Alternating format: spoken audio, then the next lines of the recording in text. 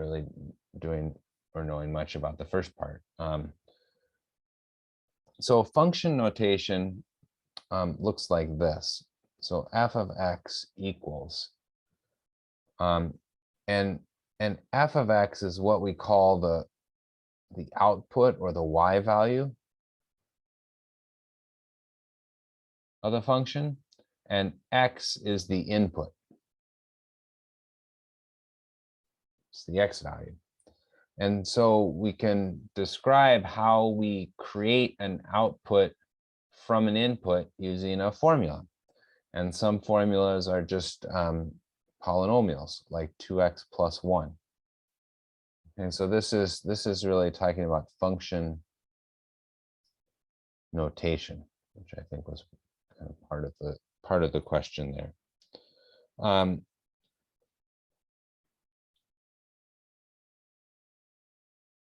And what this tells us then is how these inputs and outputs are connected. That's what a function is. It's a relationship between some inputs and some outputs. So if I give this function the input of 3, just like a computer or a machine, you put something in, and then the function does something to that. And the formula for this particular function is 2 times whatever I put in plus 1, right? That's what this x here is representing, is whatever that input is. And so I calculate that. 2 times 3 is 6, plus 1 is 7. So this is the output here. And this 3, right, was my input, or my x. So what it does is it's notation, which just means how we write something. And it's a really nice way of writing this relationship between inputs and outputs. If you've worked with the line section, you've seen lots of equations that look like this. Y equals 2x plus 1. This is the same relationship. It's just renaming the y values as f of x. Right? The y values are really connected to the x values. So if I wanted to write this as a pair, an ordered pair, that's another way of putting that information together. That the input of 3, that's the x value, plug it in the formula, it gives me the output of 7. And I can just ask this same question for all kinds of different inputs very easily with this notation, this way of writing it. This means f of 0. 0 is my input. It's 2 times 0 plus 1, so that equals 1, etc., etc., etc.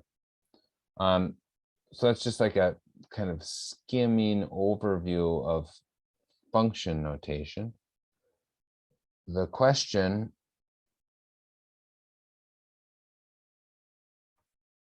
maybe was something about absolute value, right? So absolute value is another kind of formula or relationship. And just like the previous relationship, I can put in some values. F of 1 is the absolute value of 1, which is 1. F of minus 1, absolute value minus 1, which is 1. Because that's what absolute value does. It gives me the distance, which ends up sort of being the positive value. F of 1/3 equals the absolute value of 1/3, which equals 1/3, etc., etc., etc., right? It starts to get quite boring very quickly, right? Because I'm just plugging in numbers. Each of these numbers is creating an ordered pair, right? Input and output.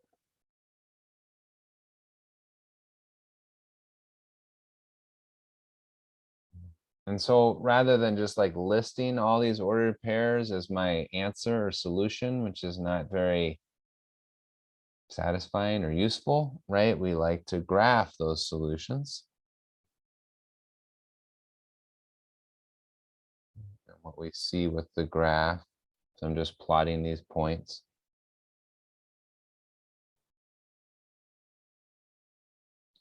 is that if the number is positive, it just returns the equal positive value. So 1, 1, or 2, 2, or 3, 3. And if the number is negative, it returns the positive of that value, right? So -1, 1, -2, 2. And if I just kept going, I would have lots and lots and lots and lots and lots of dots, right? Which would create this line object, right? Which is the graph of that absolute value function. And this turns out to be one of our kind of basic core functions that we want to understand and look at. And we want to know it so that we don't have to go back to plotting these points, right? So moving forward, when we see the absolute value of x, we're going to know it looks like this, right? And we're going to accumulate several of these, you know, maybe by the end of the semester, maybe we get, I don't think we get to 10, but maybe these kind of signature or standard type functions. And the absolute value is one of those. There's a fair bit in there. Questions about any of these steps or ideas? I have a question. Excellent. I love questions. Does it matter what number you choose for the input? That's an excellent question. The answer is yes and no. Yes, because obviously if I pick a different input, right, I get a different output, right? If I pick 1, I get the output of 1, but if I pick 2, I get the output of 2, right? So the output changes with a different input. However, it doesn't matter that I picked these particular inputs. Someone else might have done the same problem and said, well, I don't want to pick 1, I'm going to pick f of 17. So that seems kind of like a pain, but it does also give me a point, a solution, and that's also a point on the graph, right? It's way out here, right? But it's on the set of solutions. And so when I don't know what the graph looks like, I have to kind of plot quite a few different solutions before I get a feel or a sense of what happens with the graph. If you know that the graph looks a certain way, then a lot of times you don't need very many points at all to figure out what the graph is. And again, those points, it's not so important what the actual points are, because there's infinitely many points, right? I can pick any x value I want, take its absolute value, and I get a y value, right? So I'm, you know, I can't represent it with my pen and the paper, but it's like an infinity of points, right? That's what makes up this graph. And all I need are really just a couple of them, right, to help get the graph. Did that answer, or if, Yeah, I asked because on my MATLAB, the view examples, sometimes they don't start with smaller number, they start like 4. And I'm like a little bit confused, you know? Yeah. Because I always start with smaller number, and then when I put in the answer, it's like they keep saying wrong, and then when I read the examples, they're using different number than me. So I was a little bit confused about that. Yeah, I mean, it's hard for me to say exactly without seeing the specific question, you know. I mean, it may in the question tell you a particular x to put in which case that's what you have to do. If it just says graph, then assuming you're doing the formula correctly, it shouldn't matter which points you choose. I also chose, you know, small numbers because I like small numbers too. I don't have anything against big numbers, I suppose, but they're more work for me as well. So I choose small numbers, but there are times when I might choose bigger numbers. For instance, what if I had 1/6 x plus 2? So this is a different function and a different relationship. This is called actually a linear function. And again, this is one of the tricks of this online meeting is that we are, I know, often in different spots in the homework, right? Some people have done a lot of the homework, some people maybe not so much, but either way, I think there's plenty to learn from seeing some of these examples. So this is called a linear function. And if I want to come up with its graph, I can do the same thing that I did before with this absolute value function. I can just, it's called plotting some points. So the problem here is if I pick f of 1, well, then I get 1/6 times 1. So it's 1/6 plus 2, which is 2 1/6 or 13/6. Either way, it's like not a very nice number to plot on this graph. So this is a situation where if I want to make life easy on myself, I might want to choose some different numbers. Anybody have some other numbers that they think might be easier to do those calculations with?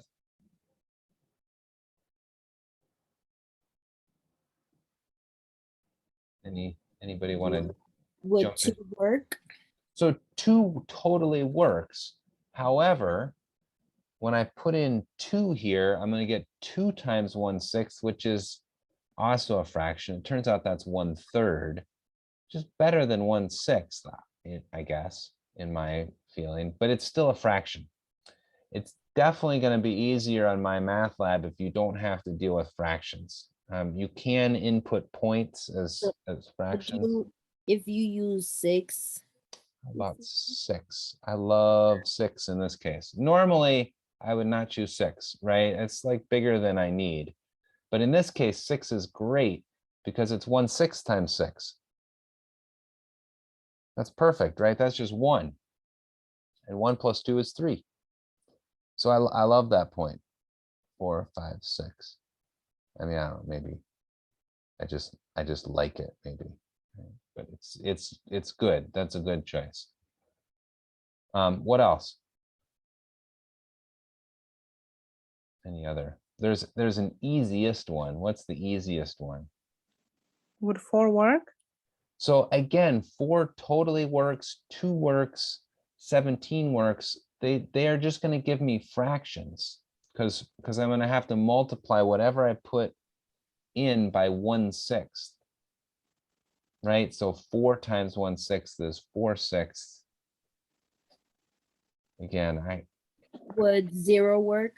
0 is really nice, right? And 0 is often really nice, no matter what the problem is. Do you see why 0 is so nice, right? Because 0 times 1/6 is 0, and I just get 2. So that gives me a point there, 0, 2. Yeah, exactly. 0 is almost always a winner. Now, you probably should have done enough of the homework that you know a linear function like this is going to create the graph that's a line. Its solutions always fall in a straight line. So if I had this problem on MyMathLab and it said to graph it, this is all I would need for my solution. I need 2 points, right? And I pick the line on the graph and I plot the 1 point, and then I move over and I find the other point. These are nice integer values, and it's going to create that graph.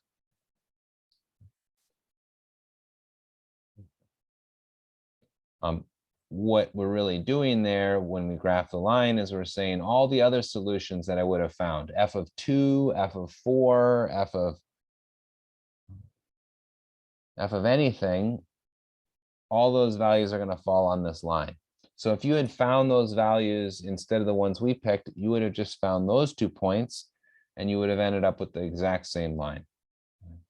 We do like to find a third point just to check, just because we all have been known to make errors at times, right? So I'm going to put in, just check one other value. I'm not using this actually on my graph online because I can't put in 3 points. but I'm just gonna eyeball it and make sure all the lines really are or all the points are really falling in a line. So f of -6, that's also nice, right? Because it gets rid of the fraction. That's -1. That's 1. And that looks pretty good to me. So I feel like this information is telling me what the line is, and all 3 pieces of information appear to match up. So I feel quite good that I got the right line, right? All the solutions are going to fall somewhere along here.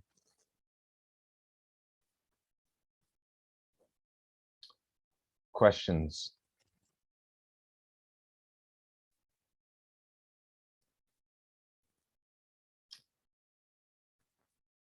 I know sometimes students are like the start of this question was like, or somewhere in here anyway, was, can I just kind of pick any point? Like, does it matter what point I pick? And so, and my answer in the beginning was yes and no, right? So it doesn't actually matter because you will end up with the same graph, but it sort of does matter because you'd like to pick values that are going to give you easier solutions, right? Your life is going to be happier if you pick nicer values to work with. Any other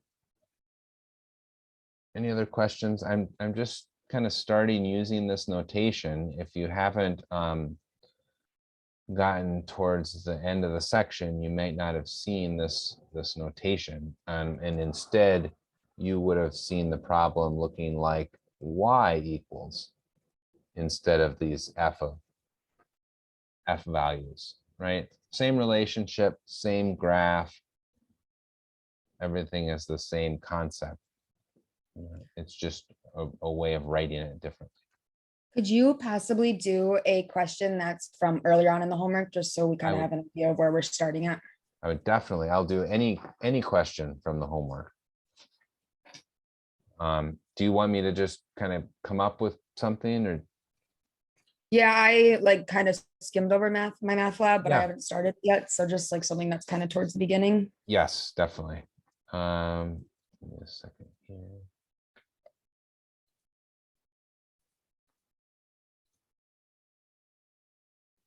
I mean, yes, to be honest, that kind of question that we just saw is kind of like what you would see in homework 1, where it would give you an equation and just ask you to graph it. Let me give you a different. Let's try this.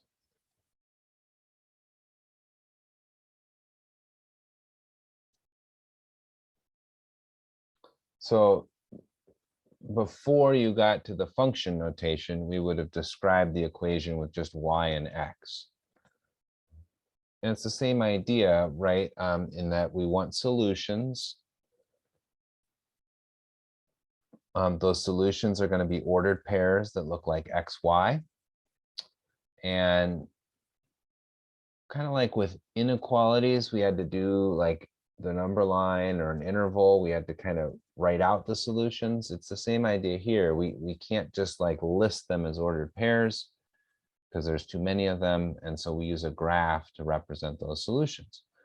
So you'll see if you look in the homework, sometimes it will tell you some values of x and y. So it might be like,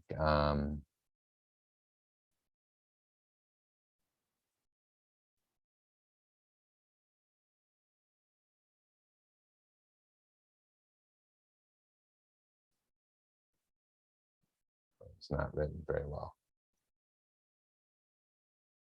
Right? This is kind of what it probably looks like in the homework. So you have to like figure out what these corresponding values are. You don't know those. So in this case, it's not a free for all where I can just pick any x I want. For this one, it's they tell me what the x is. It's fine. Right? I'm just going to plug that in.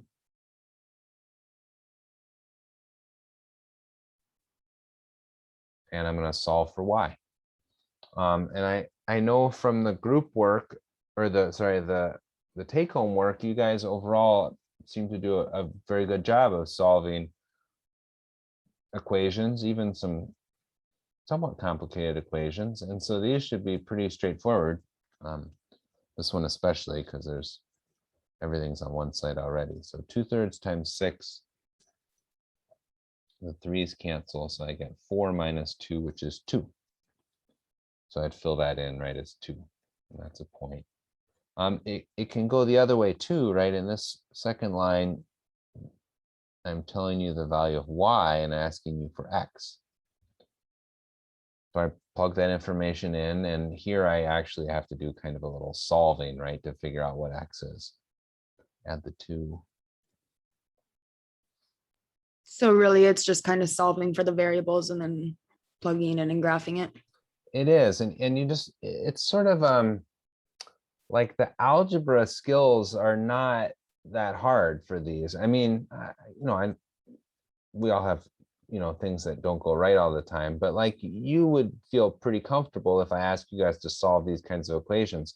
So the new thing is just like what that's telling you, and you want to just remember it's telling you these points, right? So if I solve this one, I multiply by 3, divide by 2, and I get 9/2. It's okay, it's a fraction. Do go ahead and just leave those fractions as fractions. So I had people on the test kind of turn some things, or not the test, the take-home work, turn fractions into decimals. It was still right, but 1/3 is not 0.333, right? It's actually like an infinitely repeating decimal. So we really prefer just the reduced fractions. It's easier for you, it's easier for me, it's more correct. So we'll just keep going here since I got started, right? So x is 0, and I just plug that in. That's a different value. When x is 0, that's one of our favorites, right? That disappears. And y is -2. Like a scratchy bit here, right? And then when y is 0, I'm gonna set that up over here because I have to do a little solving for that. 2 equals 2/3 x. 6 equals 2x, right? I'm doing that by multiplying both sides by 3. Right, to clear the denominators. That's this, when you have an equation with fractions, we try and clear the fractions out. Then I divide everything by 2. I get x equals 3. So some of the questions are just that, like find some ordered pair solutions. Sometimes we want to know more, so we graph it. 6, 6, 2. 9/2 and 1 is kind of a pain. 9/2 is 4.5. So I just, Can you move your sheet up a bit? Oh, yes, of course. Yeah, you can't see anything. It's less interesting, right? To just hear me talk. Thank you. So notice there, I really just kind of had to estimate, and that's one of the problems with graphs, is that the graph is supposed to represent these solutions, but the graph is really rough, right? Even like a good graph is not precise like writing down the actual solutions. So in this section and moving forward, and if you move into college algebra or calculus, we bounce back and forth a lot between the graph and the equations or the solutions, because the graph shows us more, but it's always kind of an estimate, right? The equations and the solutions are very precise, but they don't always show us how things go together. So, right, I'm just kind of estimating here. 0 and -2 is like here, and 3 and 0. So yeah, that's pretty good, right? That's like a line. And I knew it was going to be a line because it's 2/3 x minus 2. When you have an equation that looks like mx plus b, that can be plus or minus, this is a linear equation. It means the solutions all fall on a line. So I didn't actually need 4 points here. I really just needed 2. right? Any two of these points is going to give me the same line. It's nice to have three just to check. Okay. And in this case, well, and in many cases, there's sort of some special points.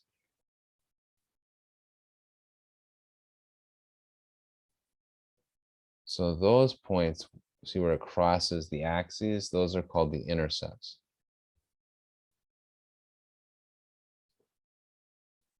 This is called the x-intercept. And it as a point is 3, 0. And this is the y-intercept.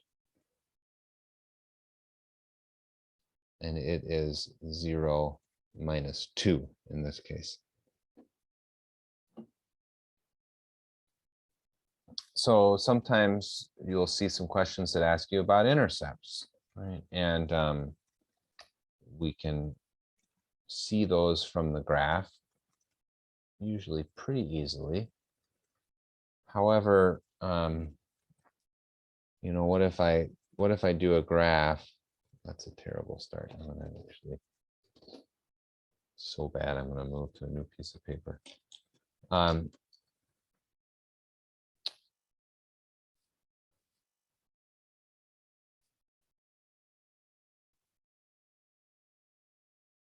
I mean, what if my graph looks like that?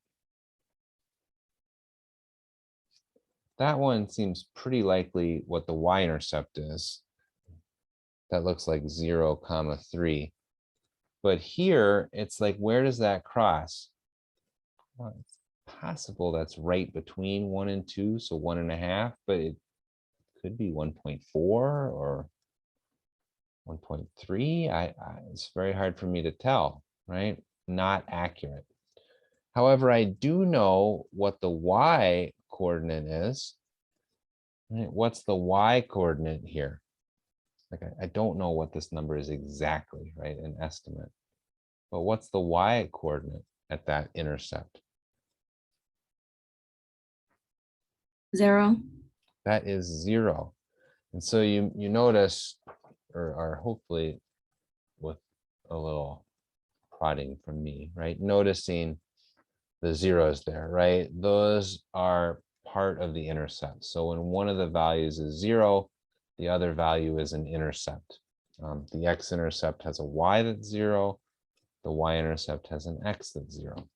So what this does is, if I knew what this equation looked like, let's say y equals 7/5 x plus 3, negative 7/5 x plus 3. Does that work?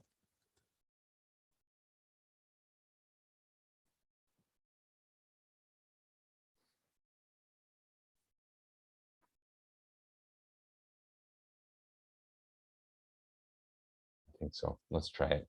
I'm trying to make up something that looks like this. We can find the y-intercept very easily, right, with this equation, because the y-intercept happens when x is 0. And remember, that was one of our favorites, right? That wasn't that long ago we talked about that, right? When x equals 0, this whole messy bit drops out and we just end up with 3, right? So this actually turns out is always going to equal the y-intercept when I have it written like this, right? Because I would set x equal to 0, and then this would give me the y value. The x-intercept is sometimes not quite as easy to find from here, but as was mentioned, right, we know that the y value has to be 0. And let's see if this, I can solve this.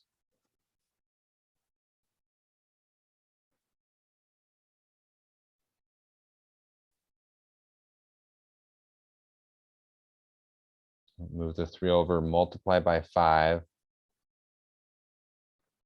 divide by -7, and I get 15/7. So I did a bad job of this doesn't quite match that, right? 15/7 is not between 1 and 2. It's a little bit bigger than 2. But the point is the same, which is I never would be able to guess the x-intercept of 15/7 from a graph, right? No matter how nicely I make my graph, it's going to be really hard to find that. However, from the equation, I can find that value exactly, perfectly, right? So that's this kind of give and take between the graph and the equations. They both tell us kind of slightly different things.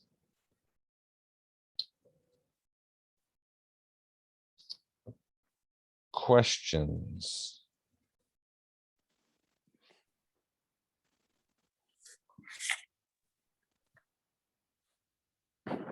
I have a question from the homework one.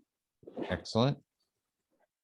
I got stuck on one of the problem. It says find an equation of the line passing through the given points.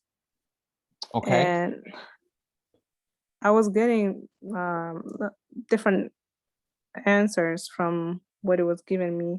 So I was hoping maybe I could clarify that today. Yeah. And understand it more. Now would that be from homework 3? My math lab. Yeah. Yeah. Do you remember, is it from homework 3? Not take homework, it's my math lab. I can give you Yeah. the points. So it's negative Sure. 3, negative 3, 3. And the second point is negative 6, negative 2. Yeah, this is a good question, and I want to do it.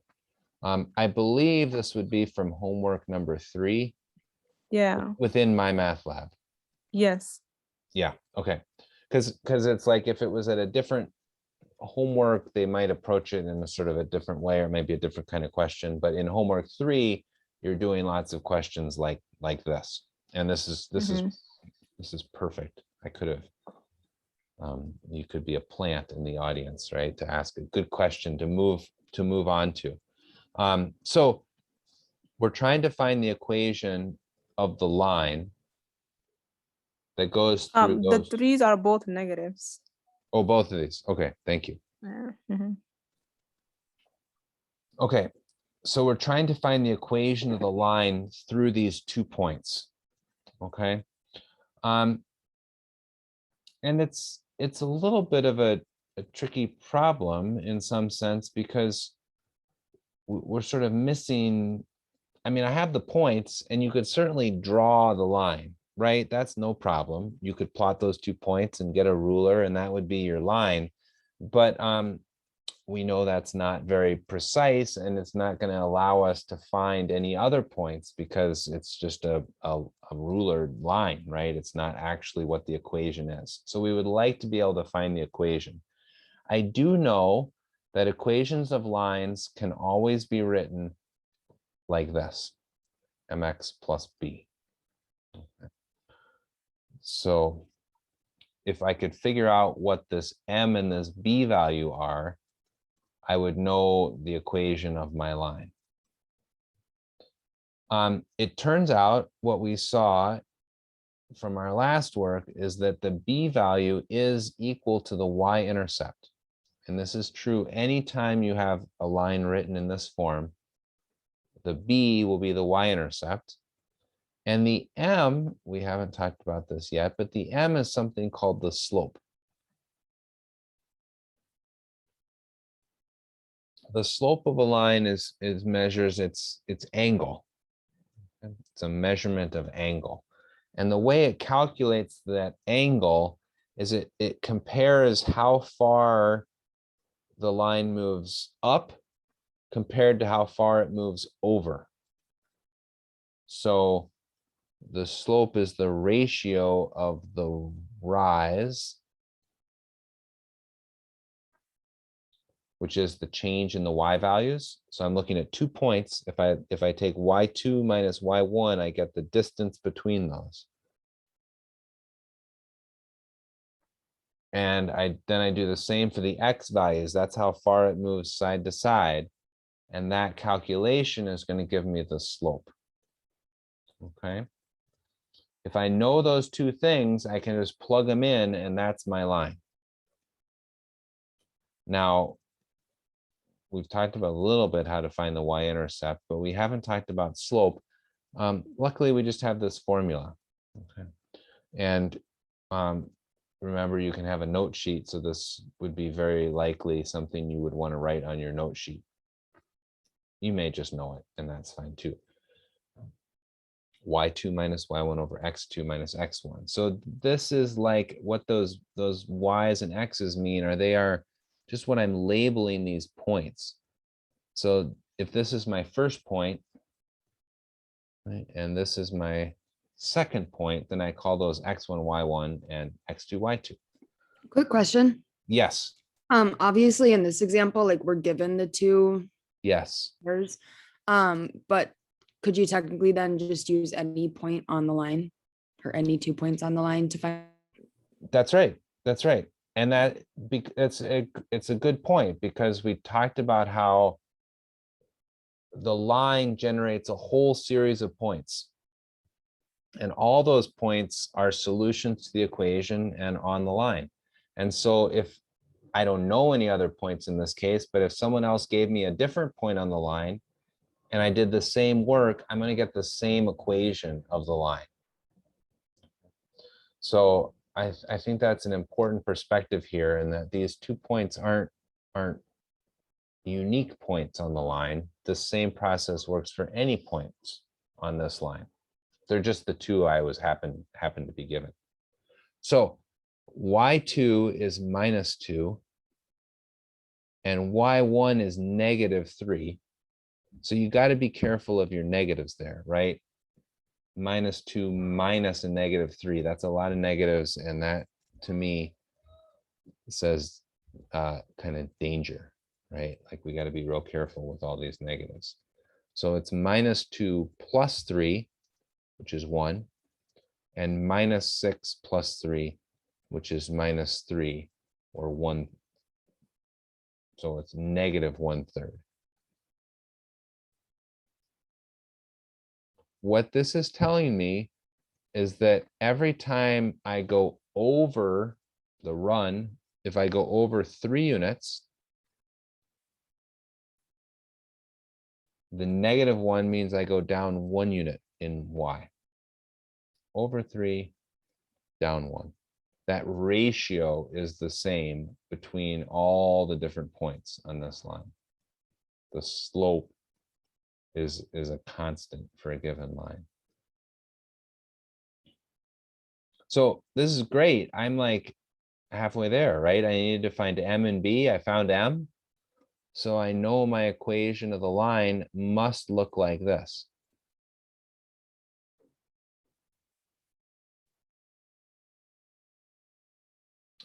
There's other types of these problems, and they don't always give you 2 points. Sometimes they talk about parallel or perpendicular or some other information, but they're always giving you some way of finding the slope.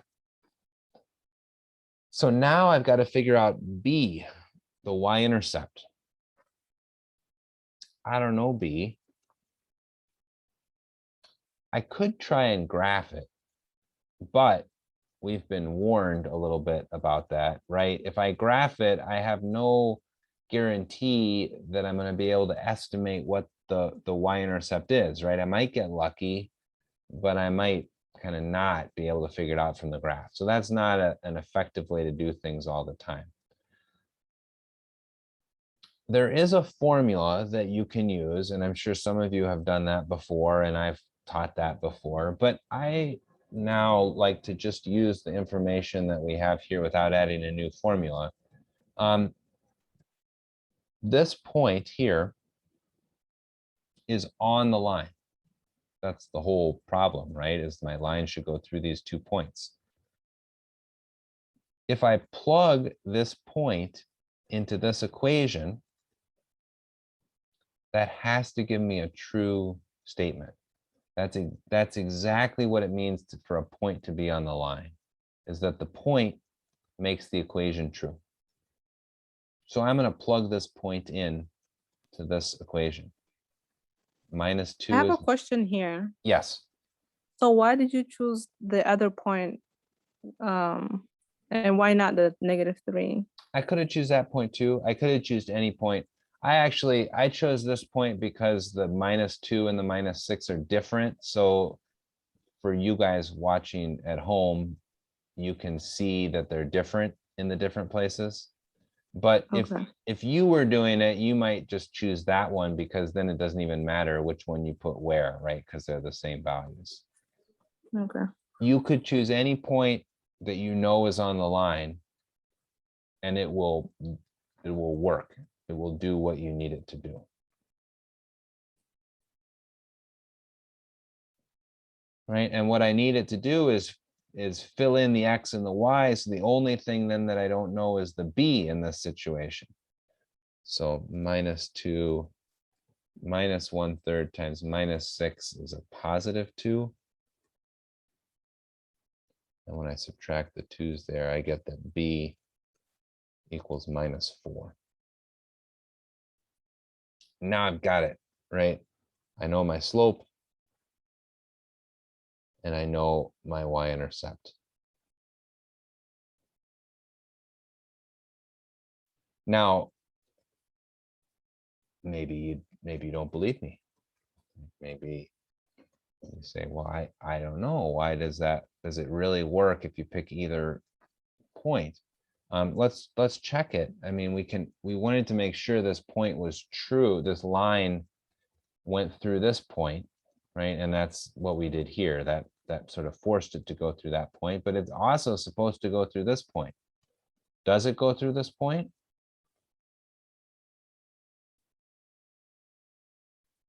I hope so, or else I'm in sort of trouble, right? But how do you know?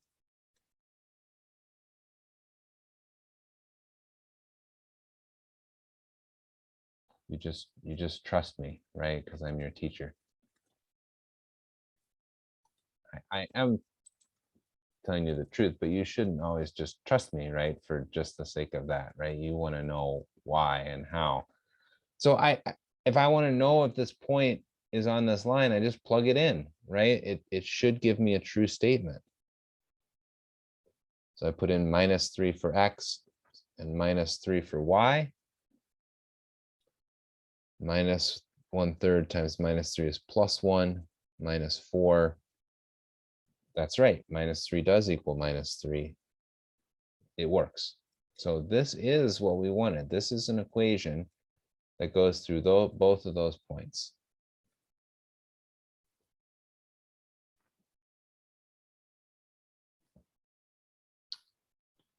Will we still be talking about this section next week? I will definitely go over questions from this section. You'll, this is, well, and this is homework 3. I think there's 6 or 7 homeworks from this. Let's look here. There's 6 homeworks in this section. So, this is kind of the halfway point, but like I said, you can do the later assignments for this section. You can do the later assignments without, like, the first 3 kind of go together and the last 3 kind of go together. And they're related, but you can do the last 3 without getting through the first 3. So point being, we can go over these questions again in a week. But those homeworks are due on Thursday, so you'll want to make sure that if you've gotten kind of stuck on some of these, that you've not stopped, but you've moved ahead and done and made some progress on the last 3 homeworks too. Okay, thank you. So, yeah. And this is like, I'm trying to kind of connect some of the ideas and things together. But definitely, if you hadn't done work with these, I'm sure a lot of it feels a little fast or confusing because there's quite a few parts we're adding each time when we do these little problems. So don't worry about that. It's a really good thing because then when you run into it, you'll be like, okay, I kind of remember doing this with this. Now I see what we were doing with that other problem, right? That's valuable too.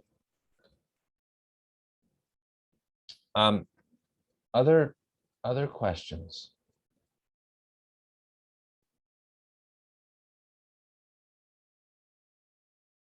You guys had great questions this time. They were like all the things that I was hoping we'd talk about.